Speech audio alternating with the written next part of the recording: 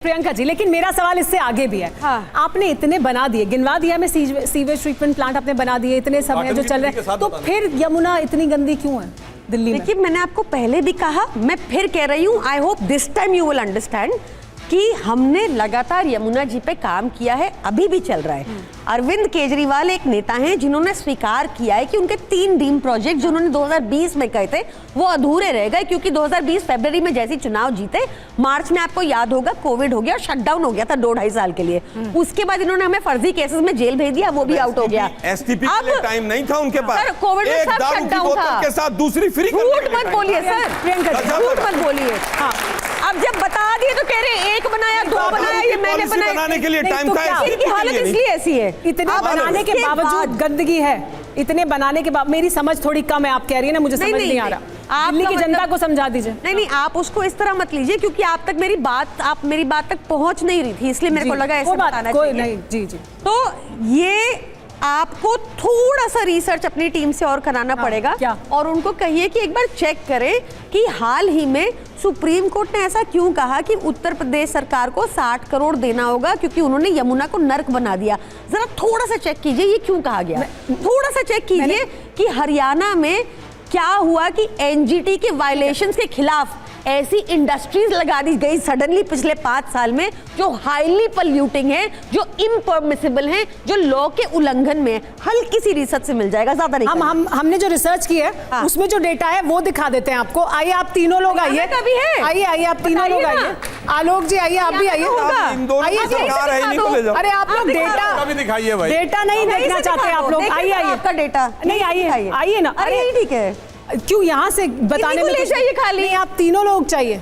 नहीं, चलिए मैं यहीं से दिखा देती हूँ, आप लोग वहीं से जवाब दे दीजिएगा। तो सत्ता का हम अगला डेटा खोल रहे हैं। सत्ता की डायरी क्या कहती है यमुना की, क्योंकि हम बात कर रहे हैं इसको लेकर, क्या हमारी सत्ता की डायरी का आंकड़ा है वो देखिए। ये 1993 का यमुना एक्शन प्लान, 1993 में शुरुआत हुई इसकी, और कितना अभी तक खर्च हो चुका है इस यमुना एक्शन प्लान में। इसमें आलोक जी आपकी भी सरकार रही है लंबे समय तक। इस दौरान 682 करोड़ पहले चरण में खर्च हुआ, दूसरे चरण में 833 करोड़ खर्च हुआ, तीसरे चरण में 1656 करोड़ खर्च हुआ है। तो इतना खर्च हो चुका है, नरसिम्हा राव जी से लेकर नरेंद्र मोदी जी तक की सरकार है, अटल जी, मनमोहन जी, सबकी सरकारें रह गई, शीला दीक्षित जी, इतना पैसा खर्च कर दिया, लेकिन यमुना साफ नहीं हुई। क्यों? कौन जवाब देना चाहेगा आप में से? सबसे पहले छोटा सा उदाहरण और देती हूं। सुधांशु जी, चलिए पहले सुधांशु जी, प्रियंका जी आऊंगी, पहले सुधांशु जी से जवाब ले लेते हैं। एक क्वेश्चन और ले लीजिएगा, क्योंकि पहले वो जवाब दे दें इसका। क्वेश्चन और दे रही हूँ। जी बोलिए। इनको पूछिएगा कि हाल ही में इलाहाबाद हाईकोर्ट ने भी कहा कि भाई तुमने 40,000 करोड़ पैसे बांटने की मशीन बना दिया नमामि गंगे प्रोजेक्ट को, तुम पैसा खा गए और गंगा और मैली हो गई। अभी उस पर भी आएंगे, उस पर भी आएंगे, पहले इसका जवाब ले लेते हैं यमुना एक्शन प्लान पर। जी क्या कहेंगे सुधांशु? देखिए, आपने 1993 का दिखाया, 1993 शुरुआत हुई तब से। हमारी प्रदेश में सरकार आई थी, 93 से 98 तक दिल्ली में हमारी सरकार रही। ये बताइए उस समय कितने ये विषय निकल के आए कि इसके अंदर पोल्यूशन है? दूसरा मैं पूछना चाहता हूं, 2010 में कॉमनवेल्थ गेम हुआ दिल्ली में, तो क्या उस समय पानी में पोल्यूशन और ये सारी चीजें नहीं चेक की गई होंगी? एकदम लॉजिकल बात करिए।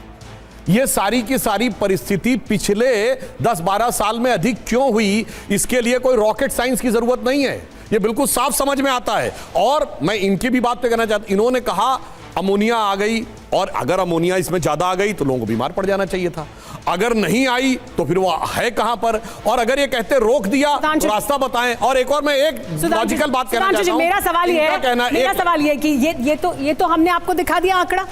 यहाँ यमुना की सफाई पर केंद्र सरकार भी तो पैसे खर्च करती है, हर मुद्दे पर एलजी फाइल को रोक देते हैं, सवाल पूछते हैं। इस मुद्दे पर नहीं पूछा उन्होंने इससे पहले सवाल, इस मुद्दे पर नहीं वो उस तरह से मुखर हुए, इस मुद्दे पर क्यों नहीं केंद्र सरकार और ज्यादा मुखर है कि हमने पैसे दिए, सफाई नहीं हुई। अब मैं इसमें एक और सेंटेंस बोल देता हूं जिसमें सबको समझ में आ जाए। ये कहते हैं इन्होंने बहुत काम किया, फिर कहते काम नहीं करने दिया गया। अब भाई दोनों बातें एक साथ सच नहीं हो सकती।